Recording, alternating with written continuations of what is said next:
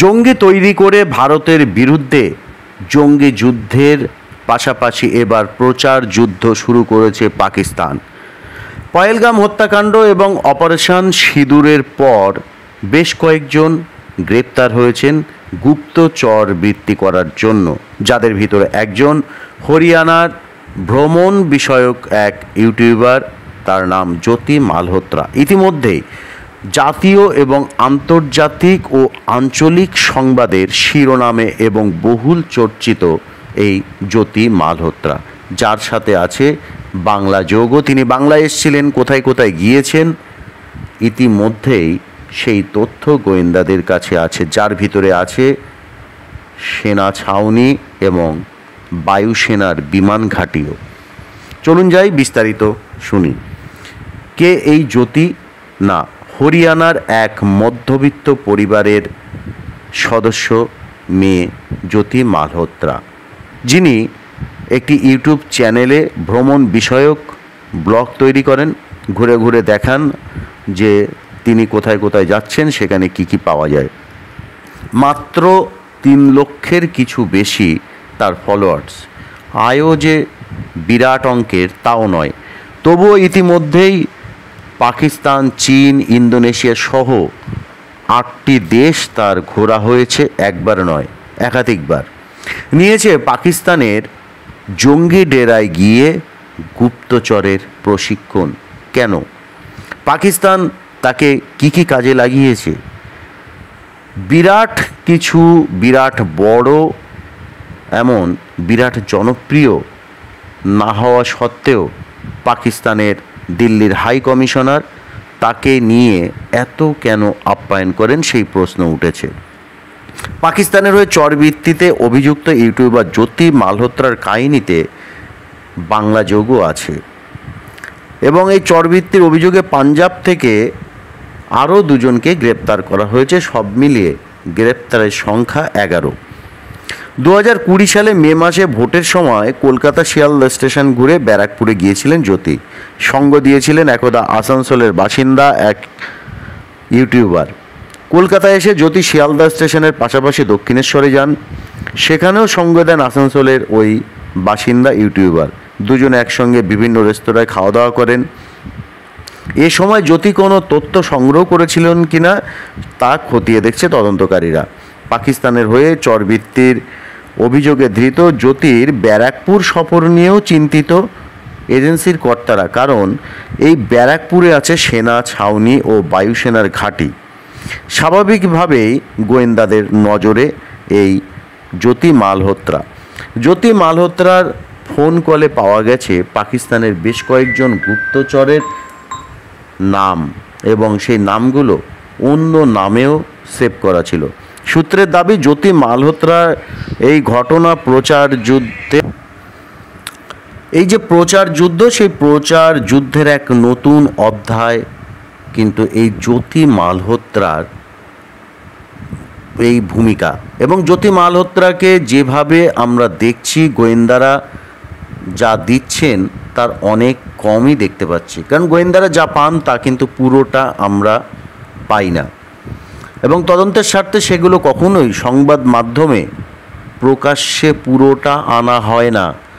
কারণ কি কি জানতে পেরেছেন এই ধরনের যারা জড়িত কাজকর্ম, তাদের থেকে পাওয়া তথ্য যদি পুরোটা প্রকাশ্যে আসে, তাহলে এই জ্যোতির মতো লোকেদের সাথে যারা জড়িত সম্পর্কিত তারা সতর্ক হয়ে যাবেন। সে কারণেই কিন্তু কোনো সময়ের জন্য কোনো ঘটনায় পুরোটা প্রকাশ্যে তদন্তকারীরা আনেন না। আরেকটি গুরুত্বপূর্ণ বিষয়, এই জ্যোতি মালহোত্রার পেঁয়াজের খোসা যতটা ছাড়ানো যাচ্ছে, যতবার খোলা হচ্ছে পেঁয়াজের খোসার মতো, ততই চাঞ্চল্যকর সব তথ্য মিলছে এই জ্যোতি মালহোত্রার পাকিস্তান যোগ নিয়ে। এবং পাকিস্তান যে একটা প্রচার যুদ্ধ চালাচ্ছিল এবং শুরু করেছে ভারতের বিরুদ্ধে, সেটাও প্রকাশ্যে চলে এসছে এবং তার সাথে যেভাবে পাকিস্তানের যোগাযোগ এবং চরবৃত্তির যে প্রশিক্ষণ দেওয়া হয়েছে, সেটাও কিন্তু তদন্তকারীদের ভাবাচ্ছে। এবং এই হরিয়ানার হিসারের বাসিন্দা যেহেতু জ্যোতি মালহোত্রা, তো হিসারের পুলিশ সুপার শশাঙ্ক কুমার সাওয়ান বলেছেন যে কোনো সামরিক তথ্য জানানোর মতো যোগাযোগ জ্যোতির ছিল না, এটা ঠিক। কিন্তু তাকে যে চরবৃত্তির প্রশিক্ষণ দেওয়া হচ্ছিল তা নিয়ে কোনো সন্দেহ নেই। তার সঙ্গে আবার অন্য ইউটিউবারদের যোগাযোগ ছিল, তাদের সকলের সঙ্গে যোগাযোগ ছিল পাকিস্তানি অফিসারদের। শশাঙ্কের বক্তব্য, এটা এক ধরনের যুদ্ধ প্রভাবীদের মাধ্যমে পাকিস্তান তাদের প্রচার চালাতে চাইছে। এবং এই অপারেশন সিঁদুরের সময় দিল্লির পাক হাই কমিশনে নিযুক্ত দানিশ নামে এক পাক অফিসারের সঙ্গে যোগাযোগ রাখছিলেন জ্যোতি। পাকিস্তানের সঙ্গে সংঘাতের ফলে ওই পাক অফিসারকে অবাঞ্ছিত ব্যক্তি ঘোষণা করে ভারত সরকার। পুলিশের দাবি, জেরায় জ্যোতি জানিয়েছেন প্রথম দেখাতেই তার সঙ্গে বন্ধুত্ব করেন পাক অফিসার দানিশ। 2023 সালে তাকে পাকিস্তান যাওয়ার জন্য 10 দিনের ভিসা দেওয়া হয়। দানিশ জ্যোতিকে বলেন পাকিস্তানে আলী আহ্বান নামে এক ব্যক্তি তার থাকা খাওয়ার ব্যবস্থা করবেন। পুলিশের দাবি, পাকিস্তানে জ্যোতির বিলাসবহুল সফরের ব্যবস্থা করা হয়, সেখানে বেশ কিছু উচ্চস্তরের পার্টিতেও হাজির ছিলেন জ্যোতি। পুলিশের দাবি, পাকিস্তানে আলী আহ্বান জ্যোতির সঙ্গে পাকিস্তানের গোয়েন্দা অফিসারদের দেখা করার ব্যবস্থা করে দেন। সেখানেই জ্যোতির সঙ্গে শাকির ও রানা শাওয়াজ নামে দুজনের দেখা হয়। পুলিশের দাবি, জ্যোতি শাকিরের মোবাইল নম্বর দেন, সেই নম্বর জ্যোতির ফোনে জাট রন্ধাওয়া নামে রাখা ছিল। পুলিশ জানিয়েছে ভারতে ফেরার পর জ্যোতি দানিশ শাকির ও রানার সঙ্গে হোয়াটসঅ্যাপ, স্ন্যাপচ্যাট ও টেলিগ্রামের মতো অ্যাপের মাধ্যমে যোগাযোগ রাখতেন। ওই অ্যাপগুলির মাধ্যমে তথ্য সরবরাহ করতেন তিনি। জ্যোতির আর্থিক লেনদেন, ভ্রমণের বিশদ তথ্য খতিয়ে দেখছে তদন্তকারীরা। তাদের দাবি, বিলাসবহুল জীবনযাত্রার জ্যোতির, যা তার আয়ের সঙ্গে সামঞ্জস্যপূর্ণ নয়, এবং এই সময়ে বিলাসবহুল হোটেলে থাকতেন, দামি রেস্তোরাঁয় খাওয়া দাওয়া করতেন। পুলিশের দাবি, পাকিস্তানের জ্যোতির সফরের টাকা কেউ জুগিয়েছিল এমন মনে করার যথেষ্ট কারণ এবং তথ্য আছে। পাকিস্তান থেকে ফেরার পর জ্যোতি চীনেও গিয়েছিলেন, সেখানেও প্রচুর খরচ করেছেন তিনি। পহেলগাম হামলার আগে জ্যোতি কাশ্মীরে গিয়েছিলেন, তার আগে গিয়েছিলেন পাকিস্তানে। এইসব সফরের মধ্যে কোনো যোগ আছে কিনা তা খতিয়ে দেখছে তদন্তকারীরা।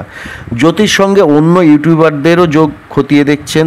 তার সঙ্গে উড়িষ্যার ইউটিউবার প্রিয়াঙ্কা সেনাপতির ঘনিষ্ঠতা ছিল। প্রিয়াঙ্কা পুরীর বাসিন্দা। পুরীর পুলিশ প্রধান বিনীত আগরওয়াল বলেছেন সংবাদ মাধ্যমে, আমরা তথ্য যাচাই করছি, হরিয়ানা পুলিশ ও কেন্দ্রীয় গোয়েন্দাদের সঙ্গে যোগাযোগ রাখছি, তদন্ত শেষ হলে তথ্য জানাতে পারবো। প্রিয়াঙ্কার অবশ্য দাবি, জ্যোতির বিরুদ্ধে অভিযোগ নিয়ে আমি কিছু জানি না, ইউটিউবের মাধ্যমে জ্যোতির সঙ্গে আমার আলাপ, ওই শত্রু রাষ্ট্রের হয়ে চরবৃত্তি করছে জানলে কোনো যোগাযোগই রাখতাম না। জ্যোতির বাবা হরিশ মালহোত্রার বক্তব্য, জ্যোতি ইউটিউব ভিডিও তৈরি করে প্রয়োজনীয় অনুমতি নিয়ে পাকিস্তানে গিয়েছিলেন। সেখানে ওর কিছু বন্ধু হয়ে থাকলে তার সঙ্গে কি ও যোগাযোগ করতে পারে না? আমার মেয়ের বিরুদ্ধে মামলা হয়েছে, তাই ওর ফোন ফেরত দেওয়া উচিত। তদন্তকারীদের অবশ্য দাবি, জ্যোতির ফোন, ল্যাপটপ খতিয়ে দেখে আরও তথ্য সংগ্রহ করছেন তারা। অন্যদিকে পাকিস্তানে হয়ে চরবৃত্তির অভিযোগে সুখপ্রীত সিং ও করণবীর সিং নামে দুই যুবককে গ্রেপ্তার করেছে পাঞ্জাব পুলিশ। তারা পাঞ্জাব, হিমাচল প্রদেশ ও জম্মু কাশ্মীরে সেনা মোতায়েন ও প্রধান কৌশলগত স্থানগুলি সম্পর্কে পাকিস্তানি গুপ্তচর সংস্থা আইএসআইকে তথ্য সরবরাহ করছিলেন বলে এমন অভিযোগ উঠেছে, যার ভিত্তিতে তদন্ত শুরু হয়েছে এবং বেশ কিছু প্রমাণও মিলেছে।